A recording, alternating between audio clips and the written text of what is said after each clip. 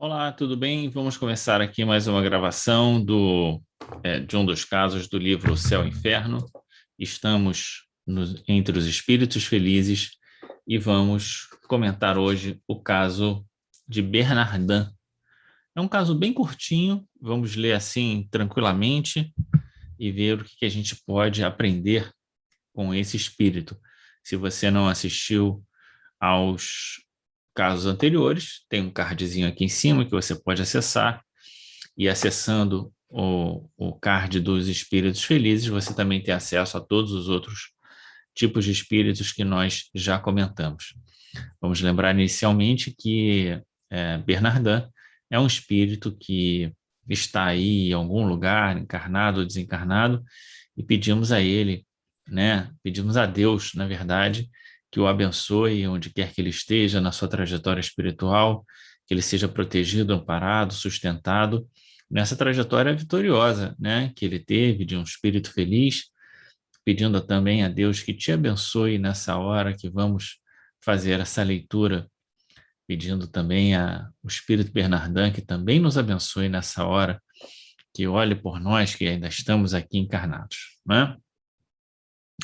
Muito bem, vamos fazer aqui compartilhamento aqui da tela para que a gente possa fazer a leitura então do caso Bernardin Bordeaux, abril de 1862.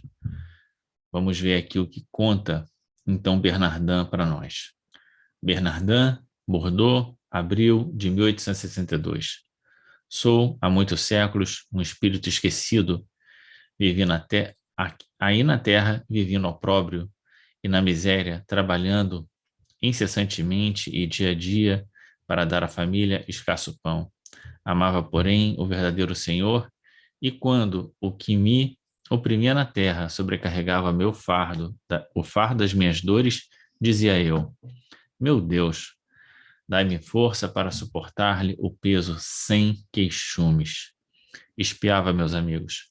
No entanto, ao sair da rude provação, o Senhor recebeu-me na sua santa paz, e o meu mais caro voto foi unir-vos a todos, irmãos e filhos, dizendo-vos: por mais cara que a julgueis, a felicidade que vos espera há de sobrelevar o preço. Filho de numerosa família, jamais tive posição e servi a quem melhor podia auxiliar-me a suportar a existência. Então a gente já vê aqui, né, essa ideia de é, sem queixumes, e aqui tem uma coisa interessante, que ele estava num processo expiatório, né? Espiava, estava aqui num processo expiatório. Sofreu sem queixumes. Se espiava é porque tinha dívidas no passado. E ele, então, exatamente por não se queixar, né? E trabalhar incessantemente, né? É, ele conseguiu se tornar um espírito feliz. Então, isso mostra para a gente a possibilidade. E quem era Bernardin? A gente não sabe. Ele diz, era um espírito é, é, esquecido, né? Sem grande importância, que não teve títulos, né? Mas diante das dores, ele pedia a Deus força para suportar sem queixume as dores, né? Então a gente vê aqui um ponto extremamente importante. Ele não é classificado lá em expiação terrestre, mas ele diz que essas dores que ele passava eram derivadas aí da sua expiação. Vamos continuar aqui então. Nascido em época de servidão cruel, provei todas as injustiças, fadigas e dissabores que os subalternos do Senhor haviam por bem impor-me. Então, vê que ele não sofreu pouco, né? Sofreu muito. Então, o que ele sofreu? Agora ele vai dizer, olha só, mulher ultrajada, filhas raptadas e repudiadas em seguida, tudo sem poder queixar-me. Que dificuldade ele deve ter passado, né? Meus filhos, esses levavam-nos às guerras de pilhagem de crimes, para os enforcarem depois por faltas não cometidas. Ah, se o soubesses, pobres amigos, o que padeci na minha longa existência. Eu esperava, contudo, e o Senhor concedeu-me essa felicidade que não existe na terra. Então, mais uma vez aqui, né, essa ideia de que aquilo que a gente chama de felicidade na terra não tem comparativo com a felicidade no mundo espiritual. E também que toda felicidade no mundo espiritual, ela sempre há de compensar as dificuldades que nós passamos aqui durante a nossa existência. Por isso, né, e a gente já viu, né, e tem visto nos nossos estudos, que por mais longa que pareça a nossa existência, ela é sempre um momento breve no grande tempo da nossa existência. Então, é isso, suportar sem queixumes, né? Por mais difíceis que sejam as circunstâncias. Por quê? A felicidade depois sempre compensa essas dificuldades vividas, né? E ela, a felicidade, né, é incomparável a qualquer coisa que a gente viva aqui durante a nossa encarnação. A todos vós, portanto, coragem, paciência e resignação. Tu, meu filho, guarda o que te dei e que é um ensinamento prático. Quem aconselha é sempre mais acatado quando pode dizer: suportei mais que vós e suportei sem me queixar. Olha só que bacana, né? Ele está dizendo que ele pode ser acatado, né? O conselho dele vale porque ele muito sofreu, né? Então ele não está falando da boca para fora, ele não está falando como quem não viveu aquilo, ele não está falando só teoricamente, né? Ele está falando como quem suportou inúmeras dores sem se queixar, pedindo a Deus que o abençoasse, né? E desse forças para suportar tudo aquilo e venceu. Então ele está dizendo, é possível, eu consegui, você também consegue, né? E aqui não temos aquela desculpa de dizer, mas era fulano de tal que já era evoluído, ou tal espírito, mas também tal espírito, né? E tal. Não, aqui a gente está vendo uma pessoa desconhecida, que não tinha títulos, que passou por situações que talvez a gente não conseguisse, mulher ultrajada, filhas raptadas e repudiadas, né? Todos os dissabores, injustiças, a cruel escravidão, servidão, né? E ele está dizendo, eu suportei, eu consegui, vocês também podem, né? Em que época vivestes? De 1400 a 1460.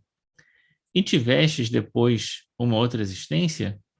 Vivi ainda entre vós como missionário, sim, como missionário da fé, porém, da fé pura, verdadeira, provinda de Deus e não manipulada pelos homens. Então, aqui, a gente vê que há quando ele fala dessa existência expiatória, ele não está falando da sua última existência, né? A sua última existência mesmo é essa como missionário. Talvez por isso Kardec não tenha colocado como em expiação terrestre, né? Mas, de qualquer modo, a gente vê que depois disso tudo, né, de todo esse sofrimento, ele reencarna como um missionário da fé. Ou seja, foi tanta força, né, ele mobilizou tantos recursos da fé, que depois ele vem como um missionário da fé para dar testemunho e ensinar as pessoas exatamente assim como ele está fazendo essa mensagem, né? Que tenham coragem, que se fortaleçam na fé para enfrentar as suas dificuldades. E como espírito agora, tendes ainda ocupações? Essa pergunta a gente já sabe qual é a resposta, né? Acreditarias, então, que os espíritos ficassem inativos? A inação, a inutilidade ser-nos-ia um suplício. A minha missão é guiar centros espíritas, às quais inspiro os bons pensamentos, ao mesmo tempo que me esforço para neutralizar os maus sugeridos por maus espíritos. Então, ele vê que ele está ali nesse trabalho de fortalecimento da fé, ele teve o trabalho de missionário da fé na sua última encarnação, e agora ele trabalha para sustentar a fé daqueles que estão aí na seara espírita, né? Nesse embate entre o bem e o mal que todos nós ainda somos objeto aqui durante a nossa encarnação, né? Então, a missão dele agora é guiar centros espíritas, pelo que dá para entender, não é apenas um centro espírita, né? Neutralizando aí a presença dos maus pensamentos, né? Dos maus espíritos, enfim, é isso aí. Muito bem, a gente viu então aqui um caso, mais uma vez, de um espírito feliz.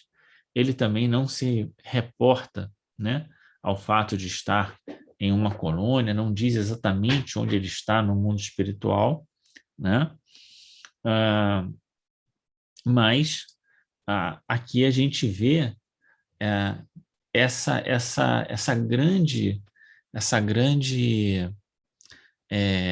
modificação do espírito, né? Que sai de uma condição de sofrimento expiatório para uma posição de missionário e de trabalhador espiritual, né? Que agora ele se tornou um trabalhador espiritual da seara espírita, né? Fortalecendo os centros espíritas, isso na época de Kardec, né? A gente não sabe mais exatamente o que ele faz agora, e como já falamos, pedindo a Deus que o abençoe.